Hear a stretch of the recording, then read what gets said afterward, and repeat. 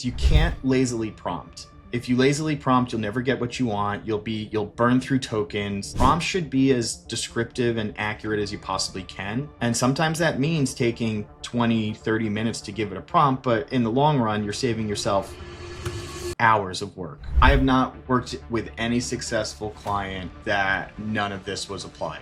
Like, it's just, this is your basic stuff, guys, like 101. And if you can master this with your prompts, it's going to alleviate what a typical workload being 20 hours, 30 hours to do this. You're going to do this in 2 to 3 hours.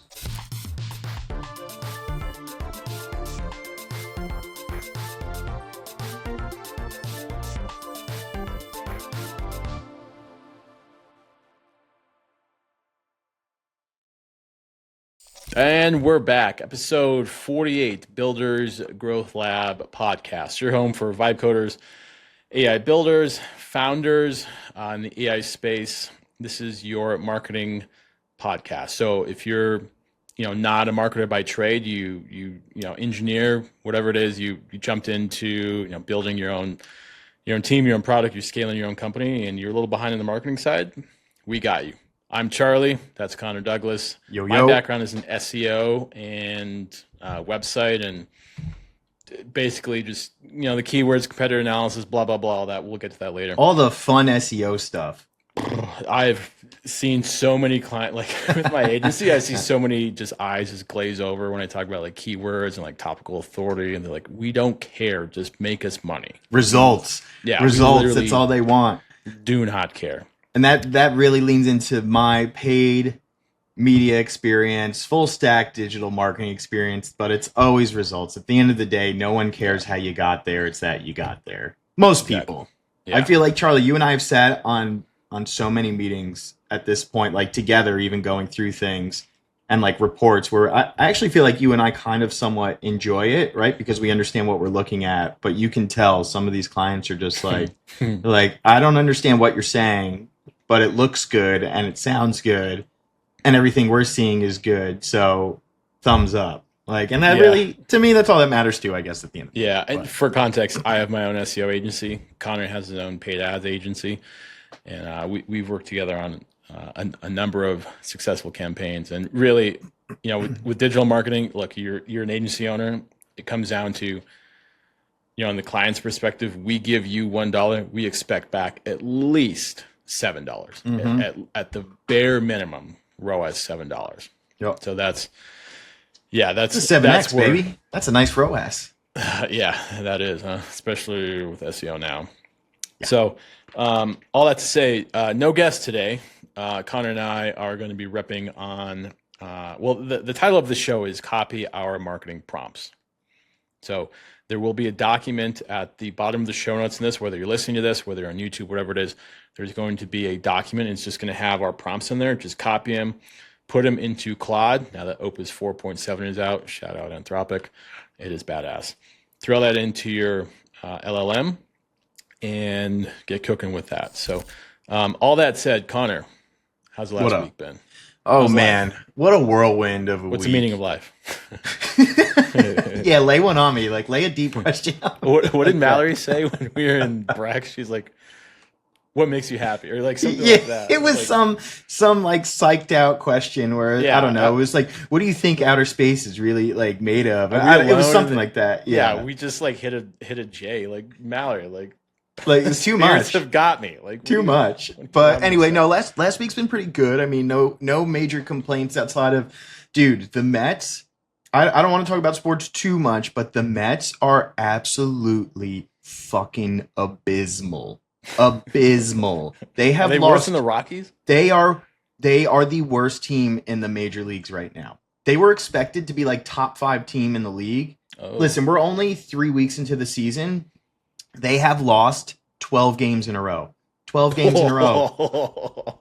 It's impossible. They are one out, I think, of 10 teams in the history of baseball, which has been around since 1901. 1500. Yeah, before that, sure, the 1800s, right? But when you're recording stats, I think one of 12 teams. And these guys were supposed to be amazing. Amazing. Brutal. It is, dude, being a Mets fan is so brutal right now. like I'm used to being bad, but like this is a whole nother level of just like disparity and it's bad. They look terrible. They are a terrible team.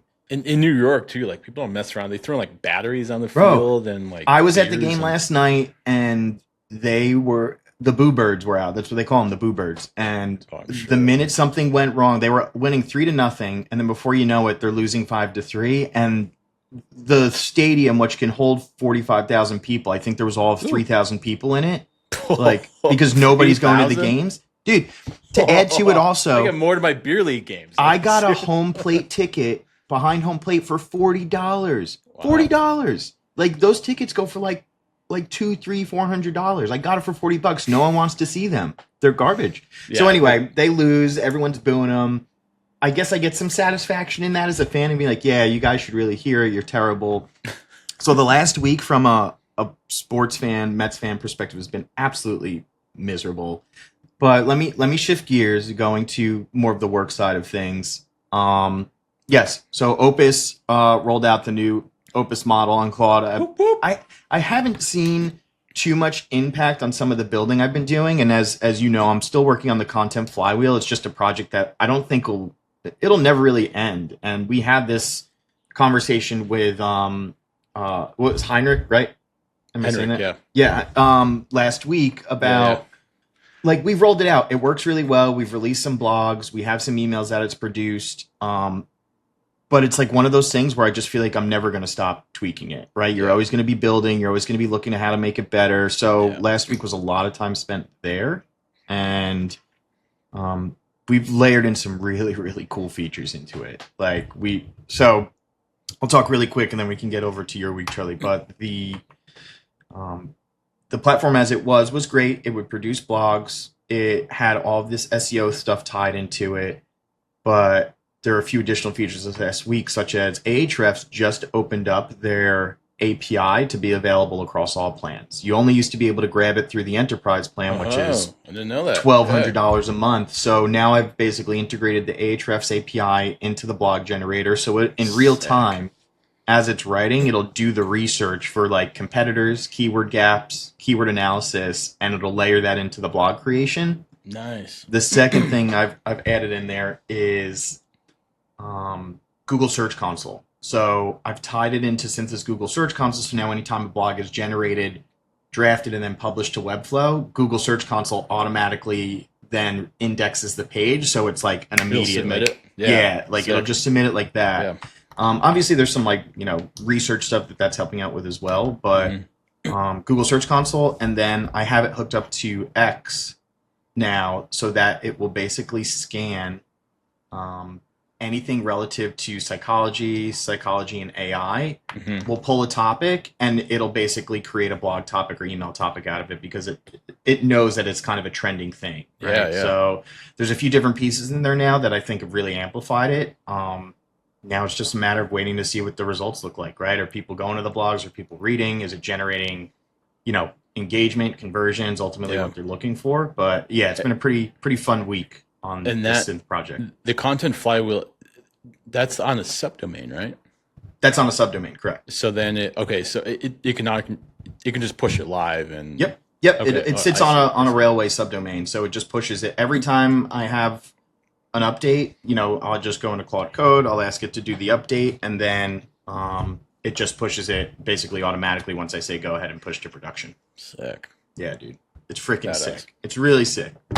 What about you though, man? What's the latest and the greatest in the world of Charlie? It is the best time of the year as we record on late April 22nd. The NHL playoffs are here. They are. And man, from 5 o'clock till like midnight, you've got just guys blocking shots with their faces. You've got overtime hockey where shit gets real weird. You got refs just put away the whistles, just let the players play, and it's fucking awesome. It is fantastic.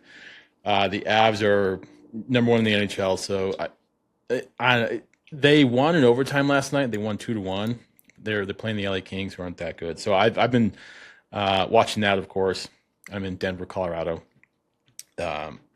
And that's been fun. Being more active. Actually, I've been face down and head in the sand with campaign pilots building for like the past week since Ben was on from Pulsio. last week, Yeah. and he gave me some great ideas of basically like, which is kind of where I wanted to take the app initially, where like bird feeding, like you guys are giving me shit of like, oh, like you're lazy. Like, no, like people don't want to do anything. They want the crust peeled off the sandwich and for you to chew it and put it in their mouth. Like they want to be bird fed. They want to be baby birded. Yeah, here comes the airplane. Open up. Here comes. Like that's what they want. That's exactly what they want. So, I put in, there's agents now. It's fully agentic. It's basically a digital marketing agency of agents. So you had mentioned like submitting pages, to be indexed on Search Console. What will happen? An example. I don't want to peel back the curtain completely. Maybe next week I will. But I think the agent's name is Scout for Search Console. Him and his team of agents will scour. They're like, I picture ants, like just scouring, Search Console. So it'll identify keywords in the 5 to 20 position, and then it'll identify relevant keywords, and then it'll craft content, including internal links to get those keywords from 5 to 20 to 1 to 5.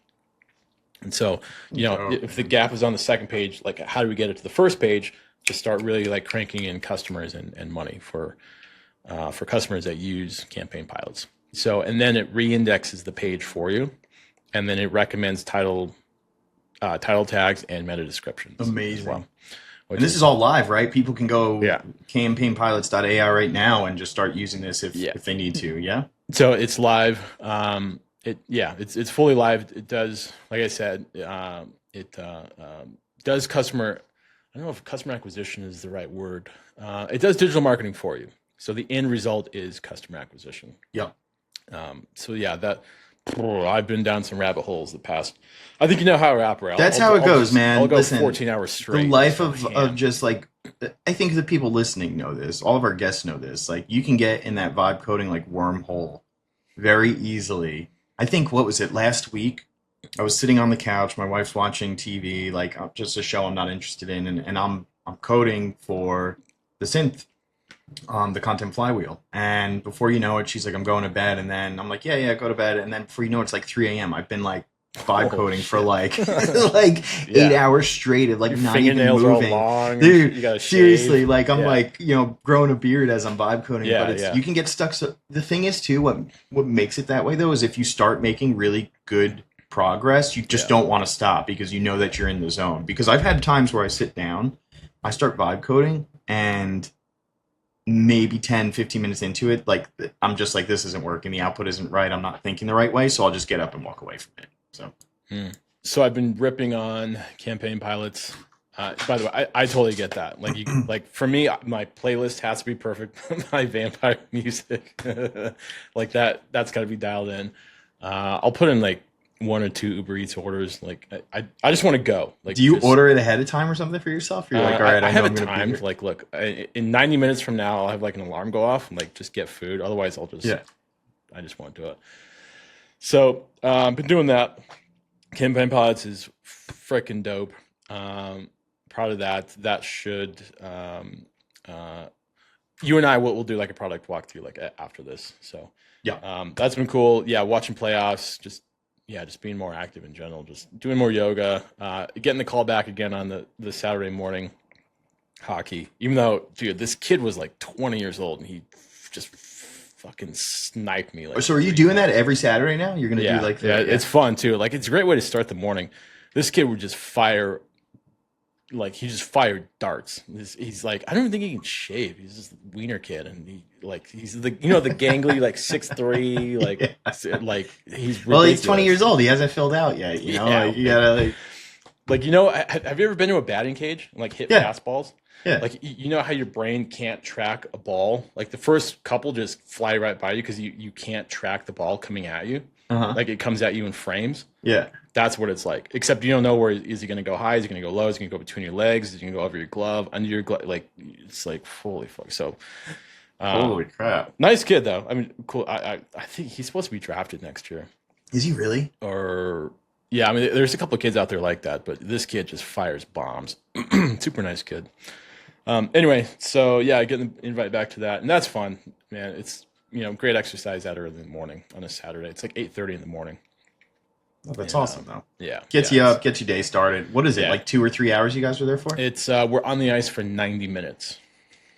Yeah, okay, that's right, because you each have slots, right, that you need to like adhere, and then somebody else comes in after your slot's done, right? Yeah, exactly. Yeah. I think the youth games get started. You know what? I'm sure we probably get more fans to our skate than the fucking Mets that are like 0-12. They're so bad. You probably do. You probably do. First thing that went through my head is like the first 10 fans to the Mets games, you actually get to play in the game. Like they're that bad. You might as well let me coach them. I think I'll do a better job than what they're doing. Yeah, that is brutal. So anyway, all in all, yeah, it's good. Good last 7 days. Learned a lot, and agents are bananas, absolute bananas. Oh, dude, and listen, every day it's changing. They're doing something more. Like I mean, what was it that we were going to talk about too? It was Claude. What are they doing with the imagery now? Claude Design, yeah, which is like insane. Like I mean, I feel like 6 months from now, everything under the sun could basically be agentic, like unless you absolutely need a human being to touch it. Yeah, other than like trades, like the trade work and but even then, like you just need human buffers in it, right? It just lessens like But I think so. And you know what? That's a good point. That'll lead us into the news of the last week of Claude Design, the new Opus model 4.7. You said you haven't really been using it, or you kind of have? I have. I think dabbled? Because I'm on the enterprise plan as well. So I think I switched over to it a couple of days ago. I haven't noticed anything drastically different, but I've also been working in the same couple of projects as well, and maybe there's something there that I'm just missing, right? So I mean, you speak to your experience, what you've seen with it, if you've seen a drastic difference in 4.7. I find it faster. I find it doesn't hallucinate as much. Do I think it's better? Yeah, I think it's better. I see less. So Claude has been my CTO with Campaign Pilots, so I see less back and forth. I was messing around with it. What did I do? I think I did some SEO prompts. I think I did like a keyword research prompt, and it pulled up a visual really like early on, and I hadn't seen that before, which I thought was kind of cool. Yeah. But yeah, the output was good. It was solid. So yeah, I like it. I mean, I think if anything, then I can speak to. It's like, yeah, I felt like there may have been a little less back and forth with iteration, I think, than I've done the past couple of weeks. But talk to me in a couple more weeks, and I'll probably have a better take on it. But I mean, overall, again, it's like in a couple more weeks, they're going to come out with another model. So, do they ever disseminate? Because I haven't seen it really, or maybe I'm just missing it. Disseminate exactly what all of the updates are. Are they just rolling out the new models and saying it's just a more advanced? They do a document, and they say like the capability, like a graph chart or whatever you want to say. I know they do that. They being Anthropic. Okay. As far as the capabilities and everything, but I just want to use it. Like I just want to get my hands dirty, scrape up the knees a little bit. But yeah, there is a document along with the release, and then from what I've seen on X, and then they do like a release video, and the video gets like 2 million views in like 4 hours or something like that, which is wild for a feature or like a new model. Oh, absolutely. And I mean, listen, again, it's every time Anthropic is shipping something out. I mean, it's regardless of what we may see initially or not, it's better than what we had previously, right? And I think it's helping expedite builds for people who are leveraging, or excuse me, who are using Claude for whatever it is that they're putting together. I always think like when these new models come out, big announcements and everything, I always think in the back of my head like this is the worst version that AI that this model will be ever. Like today is the worst it will ever be. Yep. And then in 2 weeks we got like bonkers. Bonkers. Yeah, it's pretty all right, so let's get into the next one too. So Charlie, you've had a little bit more experience here than me. Anthropic has launched Claude Design. I've seen a little bit on it, more so how you kind of integrate it with Canva. I saw someone basically take like an entire social media campaign and put it together from start to finish using Claude Design. I just haven't used it myself, but tell us about your experience if you have or what you've seen. I messed around with it the other night. I was using it for campaign pods. I was gonna make like a buzz video, Yeah. and I don't think you can use it on the desktop. I think it's browser only for now. I think that to say I use it in the browser, I couldn't find it on the desktop. So when I pulled it up, I told it what I wanted, and it said, "Okay, for context." It then prompted. It asked me, "What is this? You know, what's your ICP? What does your app do? Et cetera, et cetera." So you know, it needs context to put together. Sure. And then it says, "Do you have like a brand kit? Is there any guidelines? Any font sizing, colors? You know, that kind of thing." Yeah. And this is while it's you know it's prepping for the buzz video to make. Mm-hmm. And then it says, you know, 20 seconds in, do you want to stay on, you know, this case study? And then like 40 seconds in, do you want to stay on this slide of pricing or, you know, a specific CTA, which I thought was pretty cool. And I was like, you know what, no, I just want to see the end result. So I just kind of, you know, put in just filler content. Mm-hmm. And it spit out, you know, for, I don't know, 10 minutes, less than 10 minutes. I was messing around with it. It was actually, I was kind of surprised. You know, there are obviously changes to make. But no, it's pretty solid. If I were to spend an hour on that thing and really dial in campaign pilots, like the asset and like what it does, who it's for, the value of it, blah, blah, blah, all that, I think it would be pretty freaking cool. Yeah. Yeah. Listen, I can see it. It's everything from the design perspective. I think that's been my biggest hang up. I'll proceed it with that. My biggest hang up with all platforms, AI platforms, has been image generation, right? I don't care if you're Nano Banana or Gemini or, Claude, whatever it is. I just have not been, and maybe it's because of my prompting, but I haven't been blown away by initial results without me having to take a couple of extra hours to really take my time, go through it, have it make up stuff. But again, listen, things are always going to advance. I think this is a big alarm for places like Figma and Canva too. Oh yeah. You know, even though, again, the way that I saw it used was Claude creates it, you import it into Canva, and then you can edit it, right? Because there's going to be mistakes on it, which I think is a great integration. But once they're past the point of making those little mistakes, right? Like, I mean, how long did it take AI to know that people had 5 fingers instead of 6, right? Like, you don't see that anymore. That was only a matter of months. So I think it's only a matter of a couple of weeks or months before Claude Design or some of these other platforms really start taking over image generation and creative content that you can really use. Because right now, I'll use it depending. I use it for decks. I use it for some social media stuff, but I'm not... A lot of it I have to take and use as inspiration for my designer to then take and either edit or to redraft another copy that's similar to it. But yeah, a couple more weeks, I think, until we're there. Do you do anything with like the AI UGC, like the videos of? Not particularly, because I kind of stay out of the realm of content creation in that regard, right? So I haven't done too much there. I know that, again, with the right prompts, you can do a ton with it. Yeah. But not personally. It's been a lot of, listen, I'm having it do some email creative for some clients, and it does okay. But a lot of times I find is I'll have it do the creative, and then I need to pass that along to my design team to edit or update or take as inspiration for actual emails they need to put together in a Figma. So, gotcha. But it's getting there. Yeah, it's badass. All right, so next here too, we have OpenAI turns on cost per click ads inside ChatGPT. This is a big one, especially from a paid media guy, someone who leverages all of that stuff, Google Ads, Meta, TikTok.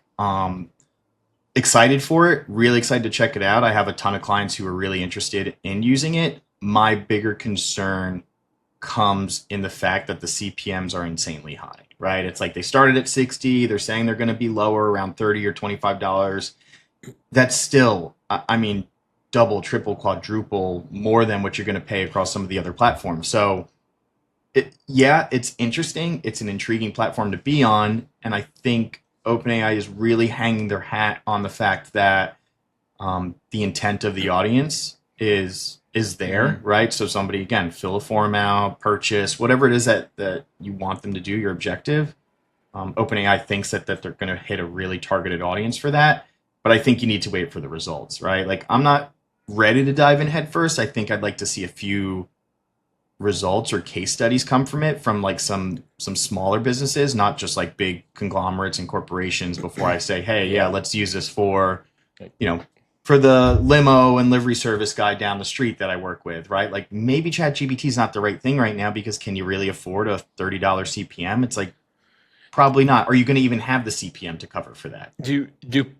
Will users know that CPM cost going into it, or do they I have to don't think run the so. campaign? I think you have to run the campaign, because it's all going to be, it'll be like audience based, because maybe your CPM, it's just like Google Ads. Like your CPM for a law firm, right, is much higher Probably pretty than high, it is for, Like- you know, I don't know, like a salon, right? Plumber Like or it's, something, yeah. yeah, exactly. It's like, because, you know, obviously lawyers, it's high ticket items, high cost, you know, fees, and, you know, whatever it is, retainers, etc. So um, ChatGPT, are like, they already know this. OpenAI knows this. So I think it's all going to be based on industry niche and be more specific to that. And I don't think you're going to know until you actually start running the ads, Interesting. because it's gonna have to fluctuate. Like I don't know how OpenAI is going to be able to just say, yeah, so if you're targeting people who are in need of a personal injury lawyer, like it's always a $60 CPM. Like how does that, wouldn't make sense to me, because the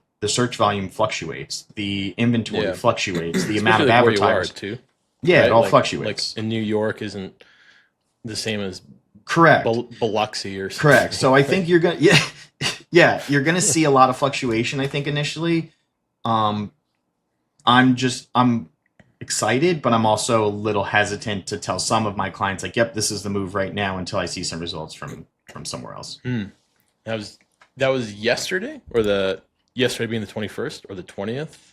Yeah, yesterday being the 21st. Okay. Yeah, I saw that come up on the outline that Claude spit out. I was like, whoa, okay. What do you think about, like, what are your thoughts on it, though? Do you think it's like a useful tool? Would you, if you were me, I know you're not the paid media guy here, but like what's your propensity to want to use it? It's for an agent. So okay, for context, those listening and watching, I just do SEO. So like my agency just does SEO. I think there's opportunity for agencies that do like the blended approach, like yourself. You know, you do SEO and you do paid ads. I think this is another tool in the toolbox that can, you know, bring good value for your clients. I've never run a paid campaign. I didn't even know you could do like what your competitors, like I saw a screen on like paid ads where you can do like, you can look at your competitors' keywords. I thought that was pretty wild. Yeah. I had no idea you could do that. I think you kind of touched on as far as like the intent. You know, people go to ChatGPT and Claude like shopping. You know, they want answers right away. So, will it be a positive ROAS? I don't know. $1 in, and if you're hitting that $60 amount, I mean that's again, I don't know anything about it, but that seems like really freaking high for it is. It is for like what it's doing. And listen, there's some buzz that they're putting behind it too, right? It's ChatGPT, it's AI, this is where everybody is now. And yeah, there's some truth to that, but I do think that they're kind of riding the wave a little bit too, in order to make those CPMs that high. Like it's going to have to come down at some point. Like you can't, unless the results justify it. Maybe they do. I doubt it. I think there'll be. I think that will be again another tool in the agency owner's toolbox for, and you know we'll see more agencies pop up, maybe like micro agencies of like, we only do ChatGPT ads for, you know, local businesses or something like that. I think that, you know, that'll bring more opportunity. We'll see if we see more Anthropic commercials, spots, I guess you call them, which I thought were hilarious, of course. And then Sam Altman will get poopy pants, and then it'll just give us more to talk about. Seems like it's been a little calm lately. I feel like I haven't seen, I don't know about you, I haven't seen as much from either. I haven't really seen that much. Look, the fact that guy being Sam Altman, he's probably floating outside my freaking balcony. Definitely. Sorry, Sam. Look, I think somebody like took shots at his house or like at his the open building or something, and like a Molotov cocktail. That is fucked. So hopefully that doesn't happen anymore. But you know, I'm sure Anthropic will poke at them. Because look, if I was running Anthropic, and I can get a little petty sometimes. I think it's just been playing hockey for so long. I would definitely do more ad spots. I would for sure. I would too. Listen, at the end of absolutely. the day, though, also it's like, look at it. Sure, OpenAI rolled out the ads manager, right? That's a big thing for them that they've been, really excited about. But Anthropic still takes the cake, man. I mean, a creative model. They've surpassed them in a new run rate now, like Opus. their revenue run rate. Oh, yeah, 100% would imagine that's the case. But I mean, listen, you gotta. I don't feel for Sam Altman or for OpenAI in any way. The guy's making money hand over fist, but the guy hasn't had a win in a long time. So, we'll see what happens over the coming weeks. I think the ads manager is a cool thing, but you're not keeping up with your main direct competitor when it comes to actual value that's being provided. I just like the models haven't advanced the same way that they have in Anthropic, and the ease of use hasn't advanced the same way it does for Anthropic. They're making it a very relatable product, which I think is great. They're humanizing it as best they can, and that's a really smart idea. And I know Mallory would agree if she were on here. And I think OpenAI is it was the frontier. It's just kind of, I think it's kind of stuck in a rut right now. So interesting to see. Shout out Mallory. Shout out Mallory. Yeah, and for also. It's probably time to tell everybody. Mallory had to step out of the podcast. No, sucks. Yeah, yeah, it was tough. Her agency is popping off right now, so she didn't have the time. These podcasts take time to put together, to produce, to have notes and everything for the audience. So she just couldn't devote the time. So she had to. Sorry to see you go, Mallory. We miss you. Yeah, she had to step out. So we've got some other ideas for like a third guest, maybe like a rotating crew or. There'll be plenty of people on here. And listen, you still got us. You still got Charlie and Connor, who are able to kind of take you through everything you need when it comes to marketing, the paid side, the SEO side, vast experience. Mallory will be missed, but Builders Growth Lab continues on. Show goes on, and I got her a little plush toy, a little honey badger, like a little 10-inch or 8-inch honey badger. As I punch the mic here, I got it on Amazon. So it was a good sending off gift. We might get together on New York Tech Week, maybe. Yeah, I think we'll see. So, anyways, let's move on to the meat and potatoes of the episode. Copy our marketing prompts. So, with my background in SEO, there's going to be 4 arms to this, from my side, of course. Mine will be content, technical, like a technical audit. Is the website fast? Are there broken links? Is the code bloated? Blah, blah, blah. So content, technical, backlinks, and reporting and data analysis. So 4 arms go into that. Nice. And I've got, I think, how many prompts do I have? Maybe 10? I won't go like the full extent of the prompts. I'll just kind of give like the macro of it. But there will be a document in the show notes, in the YouTube description, and in that document will be all of our prompts here. So just head to the description and show notes, and you'll find the document and just plug it in, and then plug in your ICP, your the value add of your app, and all of that. So that will all be available for you. Charlie, you're covering the SEO side quite a bit. I'm going to do obviously more a bit on the paid side of things, and gonna throw in some CRM stuff in there too, which I think is really pertinent to anyone who's starting to build out their application or service, because it's a big piece and component to everything once you get it launched. CRMs, okay, all right. Yeah. So I will start with competitor discovery. So you don't have to have the highest ranking. Again, this is SEO. You don't have to have the highest ranking website. And caveat here, Google ranks web pages, not websites, web pages. You don't have to have the highest ranking website, web pages. You just have to outrank your competitors. So this first prompt is for competitor discovery. And again, I'm just going to read the macro and then just kind of go over the meat and potatoes of it. So the prompt starts. And by the way, use Opus 4.7. Let me back up here. Use Claude Opus, shout out Anthropic, Opus 4.7. Yeah, that's for all of these prompts. Okay, prompt number 1. the macro of it. And it starts off as, you are my SEO competitive intelligence analyst. I need you to help me figure out who my real SEO competitors are, which are not the same as my business competitors. My SEO competitors are the sites actually ranking for the searches my customers are making.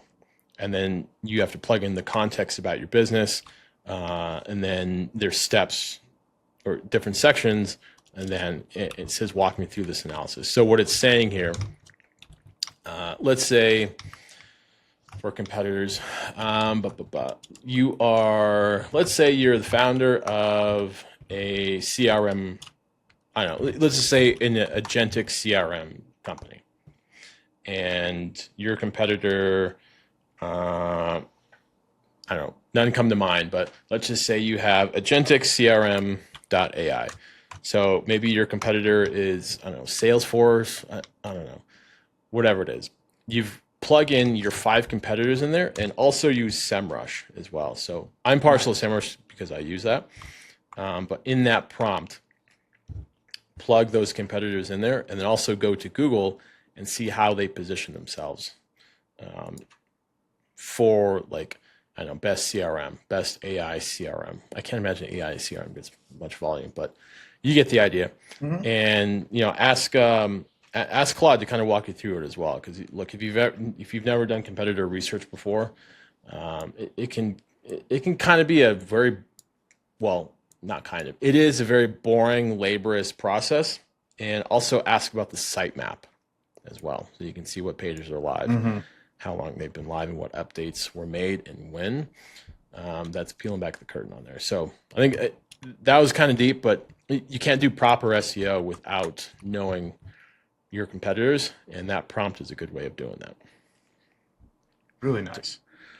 So Conor, do you have one you want to start with? Yeah. If you want to go back and forth on this, that's cool, because I think there's a lot of parallels here, right? Because my first one is, it's to build a paid media audit like framework, right? So for any account or anything you're going to do, right? Like, you either want to run an audit or you want to run some analysis, right? So kind of full audit of an existing paid media account or a new one. Just to give you a little bit of context. So my prompt is, you are a senior paid media specialist who reviews active ad accounts and produces findings that separate quick wins from structural rebuilds. You'll also use Google Keyword Planner for research and context. Audit the platform meaning Google Ads, Meta, TikTok, or LinkedIn, right? This goes across the board. It's not just for one, for your existing brand, right? So in addition to your existing brand, you obviously need to give it some context as to who your ICP is, what your objectives are. If you have a website, share your website with it as well, because it'll kind of go in and review that as well. Mm-hmm. And then you'll say review or create account structure, campaign, ad groups, architecture, targeting, over-targeting, overlap, and missed audiences, and then follow up with bidding strategy, ad copy and creative, and landing page alignment. If there are any missing pieces for conversion tracking setup, please note those as well. For each finding or for each suggestion, give me the why, give me the issue it solves, give me why it matters, and the estimated impact. If you're auditing an account that you currently have, what's the overall time in an effort to fix it? Specific recommended actions to fix it. If it's a brand new account, again, it's really just giving you the tailored things to prop it up step by step. Separate your findings into 3 tiers: quick wins, medium fixes, and structural rebuilds, or building from scratch. So this will, and then the last piece being deliver findings in a spreadsheet plus facing audit document, such as a Word doc or a Google Doc. So this really gives you the key component. Again, whether you're starting from scratch or you're starting with a campaign that you've been running and it's just not working out for you, this is going to give you what you need to really get things off of the ground. Biggest piece here for me, feed it as much as you can. If it doesn't already have it, brand context, right? Yeah.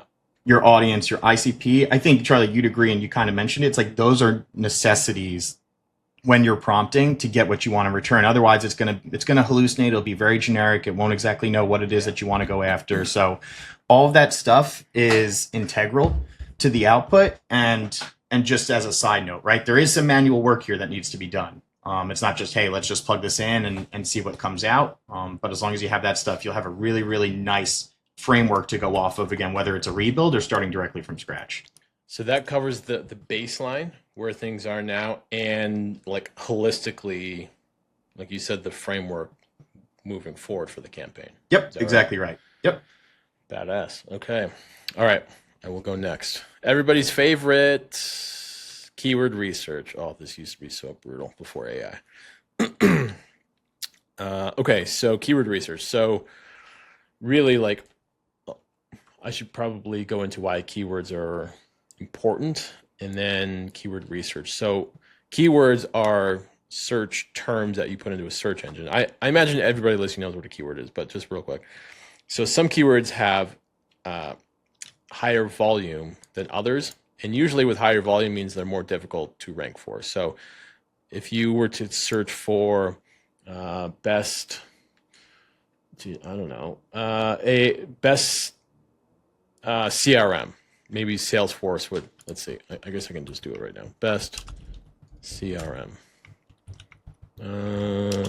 ATO, Pipedrive. What are you looking at? Best CRM? Best CRM, yeah. So I just went to Google and searched that. I don't know what the volume is. I don't have SEMrush pulled up right now. But let's say you want to rank for that. It's going to be like really freaking hard because one, those are very, very established domains in the eyes of Google. And they have thousands and thousands and thousands of backlinks pointing to that domain already. So they have, topical authority. Without getting too technical, keyword research is taking those keywords and putting them basically in a list and a spreadsheet and saying, go after these keywords, but not these keywords. So these keywords over here, they have volume, maybe a couple thousand, but they're not impossible to rank for. So Monday.com doesn't own the entire category. We can go after these keywords. So it's really looking at your competitors, determining where a gap is for keywords that they're not ranking for, and then coming up with a plan on how to take them.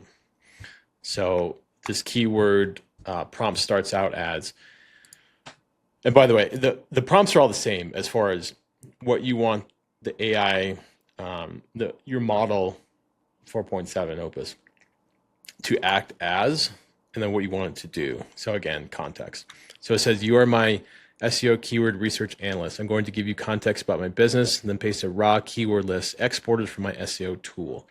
Your job is to filter, cluster, and prioritize the list so I know exactly which keywords to target. So that's just the very top. And then it goes into, this prompt is context about my business, and then the data, and then there's different sections. So a section of cluster the list, a section of cut the junk, a section of rank the winners, and then for each keyword include the keyword volume and difficulty, that's already in the spreadsheet, intent, which cluster it belongs to, recommended content format. So is that a blog, a tool, a comparison page, landing page, etc.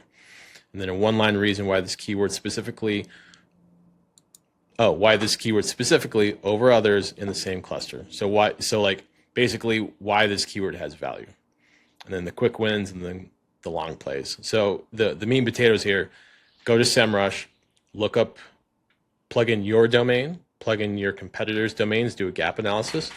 And then for keywords that you want to rank for, take that CSV, that spreadsheet, and then plug it into the LLM. Nice. And then from there, you can also export the keyword data from SEMrush to the keyword analysis on your domain, and also plug that in too. So, are there direct connectors yet with SEMrush and Claude? That's a good question. I'm not sure. Because that would be something too, to just, again, for everybody listening, there's some manual work that needs to be done across the board here regardless, right? You have to do it, but a way to ease that is if there are MCPs or... Probably, yeah. I think you can in MCP. Yeah, with Ahrefs, I know you can. Yes, Ahrefs you definitely can. SEMrush though too, if it's possible, it's just a way to kind of alleviate some of the exporting stuff. But exactly.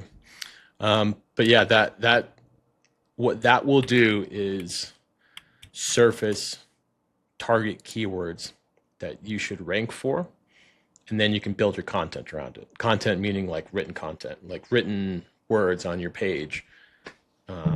Again, like a comparison page, a landing page, whatever it is, your homepage, most importantly, and what keywords to put and where and why. Nice. Okay. So, really good.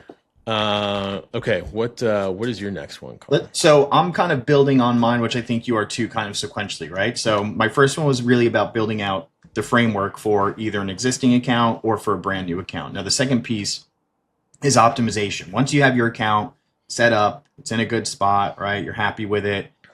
This is a weekly optimization plan for your active account, right? It's logging spreadsheets, it's creating Word documents, it'll create testing road maps, bid and budget rules. If it wants you to do creative rotation, it'll make those recommendations. And then obviously you could kind of put it on a cadence as well. Or the other thing you can also do is feed this into campaign pilots. Exactly right. Yep. You can feed this right into campaign pilots, which is specifically built to take things like this and help you get the output that you want, right? Like what's working, what's not, why is it, why isn't it, what should I be doing next? Like campaign pilots does all of this for you. So if you want to make it super easy, go to campaignpilots.ai, sign up, start using the platform. It's super cheap, super easy to use, and it'll basically take care of this specific prompt for you. Anyway, if you rather go the longer route is what I'll call it. The prompt here is, I won't go through the whole thing, but you're a senior paid media specialist and optimization expert. You're going to be running disciplined weekly workflows on active accounts, and you need to know the difference between real signals and statistical noise. That is the biggest piece here, right? Because what you find inherently with AI models, with LLMs, is if you even give them spreadsheets, right? And you've adjusted campaign pilots a lot around this, Charlie. There's a lot of hallucination over stats that don't matter, or things that are outdated, or a campaign that you specifically didn't want it to. So you need to add in that real signal versus statistical noise. And then basically afterwards you say, build me an optimization framework for brand and client comes in here again, give it all of the context that it needs on your preferred platform. When you're doing that, you also need to export all of your data for the given time frame you're working within. So whether it's Google Ads or TikTok or LinkedIn or Meta, you'll go in and you'll export all of your campaign data, all of your ad level data, and all of the performance data, right? And include this in it. And after that, you're going to say, for each workflow or for each campaign or each ad group, give me exact triggers for certain actions I should be taking based on the numbers you're looking at, right? And take into consider impressions, click-through rate, conversion rates, and overall conversions. If you guys have different metrics you're working towards, that's what you'd layer in there, and that's what you'll see in the prompt outline that we provide. And then based on that, it should come back with a 30-day roadmap for how you can improve and optimize the existing campaigns, ad groups, creative within each ad account, right? So it'll give you an optimization log. Again, you'll get something in a spreadsheet that's broken out, as well as just a front-facing like Google or Word document that'll basically break out everything in terms of findings and what you should be working on in order of priority. Urgent, lowest hanging fruit, right? Easiest stuff to capitalize on, your middle tier stuff, and then your high tier stuff. So all really working towards what you've built. Now, how do I optimize? What should I be looking for? Honestly, guys, like, I'm not saying this just as a plug. Campaign Pilots does all of this without you even having a prompt like that. So recommend it because it'll take care of it a lot faster than being able to put the prompt in, exporting the documents, and uploading them. That is a hell of a prompt. Yeah. That covers all of these prompts for me. I don't know how long yours are, Charlie, because I'm not looking at them, but these are paragraph prompts. Oh, and yeah. It's like 3 or 4 paragraphs. Yeah, and what I've found too, and this is really important for anyone out there, is you can't lazily prompt. If you lazily prompt, you'll never get what you want. You'll burn through tokens. Like, prompts should be as descriptive and accurate as you possibly can. Mm-hmm. And sometimes that means taking 20, 30 minutes to give it a prompt, but in the long run, you're saving yourself hours of work. Yeah. You get out what you put in. Yeah. Exactly. So, oh, geez, a hell of a prompt. Yes, and look, before campaign pilots, this used to be so freaking boring. Keyword research is so boring. Oh yeah. Luckily, we have a great analyst at our SEO agency. She's so good, and of course, she loves using Claude. Put together like content briefs. H1 is this, H2 is this, H2 is this, H2 is that, and then give it to our writer. They're good before, but with AI and everything, the guide makes things so much easier. So, okay, all that to say, we'll jump into our next SEO prompt. Is so much fun. Technical SEO audit. Oh, Yay. everybody's favorite. Yes, Screaming Frog. Yes, shout out Screaming Frog. Oh, shout out Screaming Frog. Screaming Frog's legit. Yeah, I like them. Although, maybe I'll just share my poopy pants. I reached out to the Screaming Frog guy. This is like 6 months ago to come on, the founder. I think he's in London. Oh, really? Yeah, he just pigeon tossed me. He's like, beat it, kid. It's like, all right. Anyway, cool product. We still use it. Okay, all that to say, technical SEO audit. This one starts out as, you are my technical SEO auditor. I'm going to paste a crawl report from Screaming Frog, Ahrefs, or SEMrush. Your job is to cut through the noise and tell me what to actually fix. So what that is saying, and then it just goes on and on. There's context about my site. You have to plug that in. Data below. You have to upload the actual spreadsheet. There's critical fixes, quick wins, ignore this, the crawlability. That is critical. Do not mess around with crawlability. You can't, rank a website if it can't be found, if it's not crawled. The action plan, and then do backlink acquisition last. So this technical side. The site fast sites obviously are very strong signals to Google. I've found that Framer sites are like stupid fast. WordPress can get bloated with PHP, and they're very just like they're almost like too big sometimes. It's not the end of the world. So there's an 80-20 to technical audits, and this prompt covers it of what do I need to fix right now? What's the 80% that I can fix that will, or other way around, what's the 20% I can fix that will move 80% of the needle? Yeah. And this prompt will tell you that. So broken links typically are pretty big. Obviously pages that are not being indexed, and a website that's going to take like 4 seconds to load. That will cripple your rankings. And your hosting too. If you have shitty hosting, that is baked into that prompt as well. So again, you don't have to have a 99 out of 99 or 100 out of 100, whatever it is on the crawl report, but you put your domain into Screaming Frog. Just go over there, download it. It is a good product, even though their founder told me to pound sand. Plug it in there, get the spreadsheet export of the technical audit, upload that into prompt into your LLM, take the prompt, paste it in there, give it the right context, and then use that report that your LLM will give you running forward. So it will give you an action plan, take care of these first 5 items here, and you can take care of, there are more, this is in the eyes of the LLM. It'll tell you, take care of this now, and then take care of these items a little later, after you get your content live, after you fix your blank title tag on your homepage, you dumbass, or something like that. Like I really hope it does you something like if you have blank title tags on like your homepage. Oh God, like you're I just dealt with that with somebody last week, and I was like, "What are you guys doing here? What's up?" You just yell at him. Yeah, kind of. Okay, and that's the end of the technical prompt. So I think I've got 2 more I can cover in here. Yeah, so let me go through my last PPC one, and I'll do a couple CRM ones to kind of close this out. But okay, so we've kind of gone, again, PPC is going to be sequential. We've gone from your build or audit to your optimization framework, and now it's your reporting framework. Once again, campaign pilots can do all of this, right? With the reporting, however, should you want to. This is just now setting something up for weekly or monthly, whatever cadence you want for reporting, providing the KPIs, dashboards. This also is going to involve some exports, right? Same exact stuff that you did for the optimization step. Now you're going to pull all of that data out, your campaigns, your ad set level data, and then your ads level data from your Google Ads, Meta, TikTok, etc.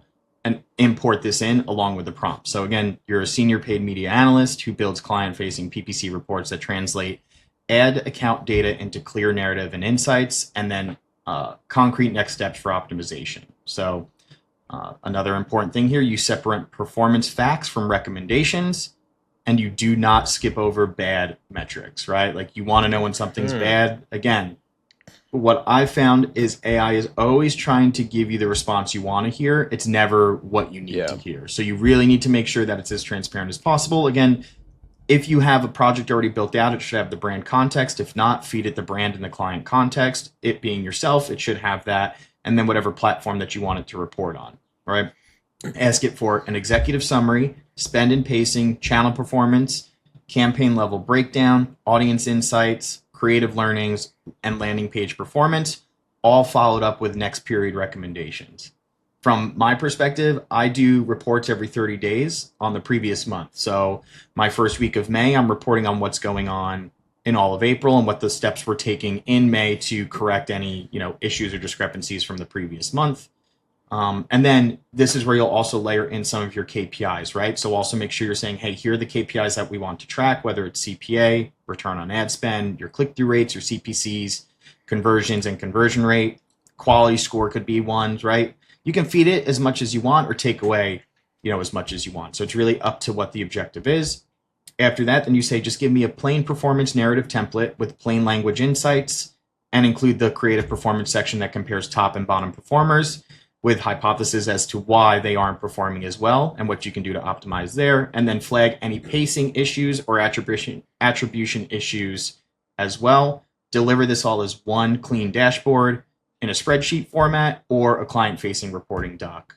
And that's the prompt there. So again, big, long prompt, has a lot of stuff in it. It's not, you can't make mistakes with this, right? Like it's spelt out for you. So you just plug in the things you need to, and it's all about being as detailed as you possibly can. So that's your reporting one right there. And the end result is a dashboard that has the value of the work that you've been putting in. 100%. Yep. Okay. And once you get that template set up, you can typically just follow, like the way I set this up is I have projects and I have sub projects underneath, right? So if I'm doing reporting, what I'll do is I'll say every month I'll run the report and I want it to use the same template. So then I'll just import or use an MCP connector or campaign pilots to say, okay, I need a report on this. Use the template that you used in the previous one so that everything's formatted. Yeah. Because another thing that'll happen, which I see often too, is if you're doing it in separate projects or separate chats or wherever, there's no context to pull from. So one report in May may look, one way, and then the report the following month looks a different way. And for the consistency for branding, you need to you need to make sure you're working within the same projects. But that's all the paid stuff. Like that should really set anyone up for success, at least on the onset. Okay. All right. My last one is reporting, actually. It is the metrics. And okay. So, all right, let's jump in. This is max 3. Okay, it starts out. Tell me what to track weekly to know if this is working. Max 3 metrics. This is data reporting and analytics. And this is actually what started Campaign Pilots, because you would put together these really like badass reports. Yep. And it really told the story of it made it. I got one comment one time. It was like, man, you make it really hard to fire you. And because we're making, like, you give us $1, making you money. Correct. $6. Yeah. Like that's really all they want to see. All these dashes and charts and visuals and all that is cool. But the meat and potatoes is we can tell the story, we can prove it, and we can tell the story of the data. This data is saying this is successful. And I vividly remember you told me the story because every agency owner has been here, where I'm purposely not going to tell you the client because I know you know what I'm talking about. It is you were going through a report and you were like, yeah, like sessions are up 11% month over month, and this page report, this page is saying, and then the guy kind of cut you off. He's like, yeah, but what does this data mean? Like what is this? And then I guess the rest of the meeting kind of went off the rails a little bit, and then one of the stakeholders called you afterwards and tried to like calm everything down, and so that's always been in the back of my head. It was the job board. the job. It was like there's some fancy Oh job. my gosh, yes, those people. And so that's always been in the back of my mind because I was kind of thinking the same thing because like I didn't know how to read a Google Analytics table. Like the hell, like what does sessions mean? Like okay, and then what does that mean for my business, right? So that's kind of why I started Campaign Pilots, and then you would take it over, and then so this prompt I titled the metrics is kind of that in mind of you're my SEO analytics advisor. I don't want a vanity dashboard. I want you to know what's working, what's not, and what to do about it. Help me build a reporting setup that drives decisions, not dashboards. So the big thing there is vanity metrics. And then you plug in the context of your business. And by the way, like if you're using Claude, just open up a new project, put everything in that project in, let's just say your desktop Claude. In that project, you lay out like you upload all the context about your company, your ICP, how long you've been around, your domain, your freaking everything. Export Google Analytics, Search Console, Google Ads if you even can, SEMrush, like put everything into that project. Everything. Then these prompts will like make so much more sense. And so you're not comparing apples to oranges. And then the rest of this prompt, getting back to the prompt, context about my business, build a reporting setup with the metrics that actually matter. Give me the 5 to 7 metrics I should track weekly for each. The metric, where they pull from, why it matters for my specific business goal, what a good or bad trend looks like. Be ruthless. No vanity metrics. Don't tie to a decision I can make. Cut it. Pardon me. If it doesn't tie to a decision I can make, cut it. And then there's different sections. One of them is the leading indicators, the weekly review, the monthly deep dive, the red flags. I think that's a good one. The feedback loop. So this is telling you, and there's lots of different platforms that can do this. This is telling you what's working, what's not, and what to do next, and like what to do about it. So look, if you're going with, since this is SEO, your Search Console is gonna tell a lot of the story with like your queries that you're using, and then your pages, and then of course Google Analytics, your organic channel. Are there other KPIs, Connor, that would make sense for this? No, I think you kind of covered it in that regard. I mean, tell me all the ones that you would include in that again. Well, for sure, organic, of course, Yes. the channel itself, and then for Search Console, the queries, and then the pages. And let's see, what else would I do? Queries, of course, pages. The queries include all of the swings and impressions and clicks, correct? yeah. Yes, yes. The visuals from Search Console, yeah. Yes. Impressions, clicks, change over time. Yeah. What else from GA4? If you're local SEO, which I don't think you are if you're listening to this, so I'll leave that out. Any other UTM tags, I would say, in... Yeah, no, that pretty much hits the nail on the head. I wouldn't look for much more than that, at least indicative of SEO stuff at a Search Console. Okay. I mean, you might want GA4. to from GA4 pull average time, not on site, but average time on page, right? Depending. Because if you're looking at it from a page by page perspective, listen, you could have an upswing of 3,000 more impressions month over month, but if your average time on the page went down from 2 minutes and 30 seconds to 45 seconds, it's an indication that a lot of the traffic is bunk, right? Or spam or something else. So that might be something else to layer in there as well. Or use Campaign Pilots. Or use Campaign Pilots and just have it do it for you. Yeah, that will snag the anomaly for you, and you'll get an alert via email, and it'll tell you what to do about it. Exactly. So I was going to share the CRM ones. I really want to. So I'm not saying we're not, but I think if you got the way that we're going to share these, I have 4 CRM prompts that follow a very sequential order. If you guys sign up for the Builders Growth Lab newsletter, we will provide the CRM prompts upon signing up, and then you'll be signed up for our weekly newsletter, which contains additional prompts that we use ourselves on the day-to-day. So yeah, visit us at buildersgrowthlab.ai, sign up for the newsletter, and you will get all 4 of these CRM prompts, which are very helpful when it comes to lifecycle planning, campaign calendars, auditing anything that's existing, and then obviously reporting on the results for said emails within the CRM.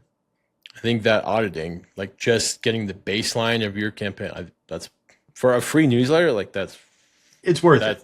It's worth it. That's worth the time. Yeah. I mean, and again, these are really well thought out. I mean, I'm looking at these. These are 3-paragraph long prompts for each one. So you guys are getting a lot of value, really at no cost, to just kind of layer into all of your marketing efforts moving forward. Dope. Cool stuff. All right. That wraps up our prompts that we use. Riveting stuff, by the way. Riveting. Absolutely riveting. SEO, analytics, keyword research, audits, technical audits. Oh yeah, just it may not be the most exciting stuff, but at the end of the day, these are the things that make businesses grow and make SaaS products grow and move forward, right? Without it, I have not worked with any successful client that none of this was applied. Like, it's just, this is your basic stuff, guys, like 101, right? And if you can master this with your prompts, it's going to alleviate what a typical workload being 20 hours, 30 hours to do this. You're going to do this in 2 to 3 hours. I mean, we've worked on campaigns where for years, literal, like SEO will literally generate, like we've worked on campaigns where SEO literally generates, I would love to take credit for it, but like millions, like plural, per month. It's a very different niche than SaaS, but like when it's dialed in, SEO can, like, it's just autopilot. And listen, it's not just for SaaS. I think this goes for anything. You could be e-commerce, you could be a service-based industry, you could be SaaS, you could be the salon down the street, or you could be a SaaS software that's taking off in the AI space, right? This is all foundational stuff that, again, is just going to expedite how you go about managing some of your marketing channels moving forward. Yeah, good stuff. All right, as we wrap up the show, what's giving you poopy pants? Oh, the last 7 man, days? I think you already know. I'm just going to go right back to it. 12 losses in a row doesn't just get under your skin, then I don't know what will, as being a diehard Mets fan. That it's all I have to say. It's all I have to say. Like, start and finish, that is the absolute most. So is the state of New York, are they shift, as I punch the mic here, have they shifted from the Mets? There are to the some Sabres? No.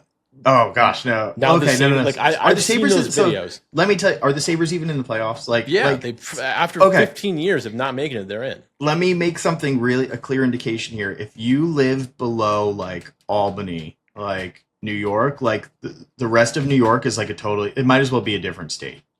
Like, it might as well be like anybody in Buffalo, like nobody in Long Island or New York City. You have a few. I'm not saying you don't have them, but like, this isn't Buffalo Bills territory. This isn't the Sabres territory. Like, this is Rangers and Islanders territory for hockey, and both of those teams are.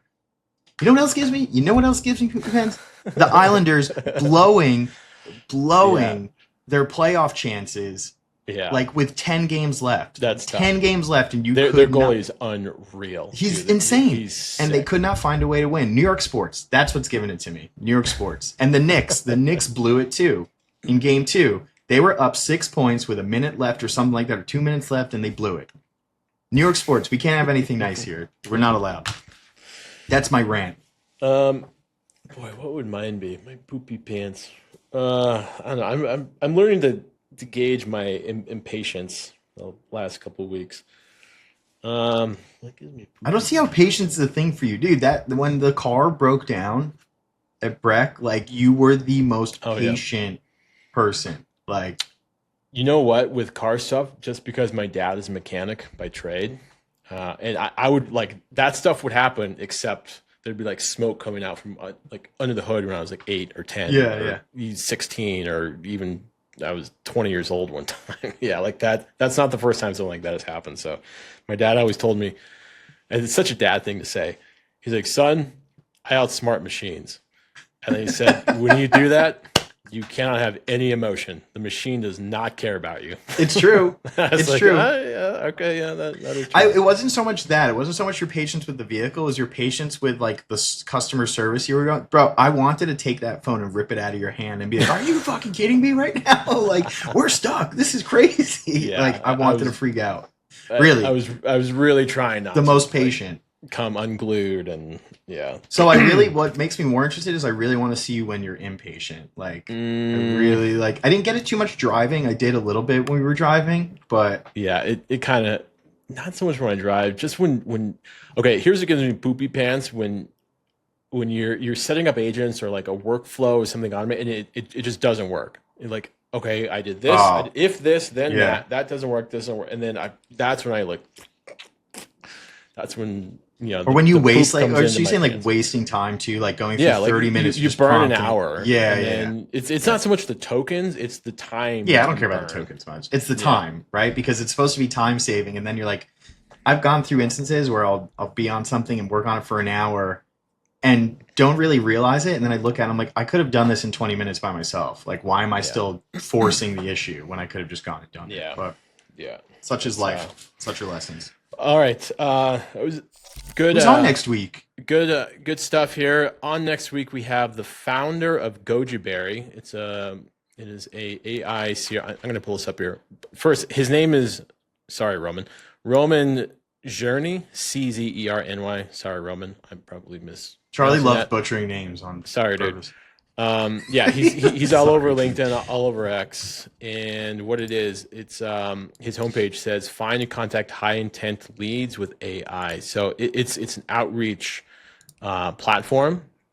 Which, look, when I was selling ads at the magazine, I was a cold call guy. I would sell the ads and contact the CEOs of companies. 3-time salesman of the year, not a big deal. If I had one of these tools at my disposal, like my production would have 100x'd. I've kind of dug into this thing a little bit, but it finds your ICP, it finds the person, it finds the direct dial. Tools like this are freaking awesome. So insane. Yeah. It will be more about how we built it, the idea behind it. Again, it says find and contact high intent leads with AI. Our AI detects intent signals, scores prospects based on your ideal customers, starts relevant conversations on LinkedIn, and books more demos on autopilot. So maybe he had a SDR background or something like that. I haven't even checked. But that will be for next week. So sweet.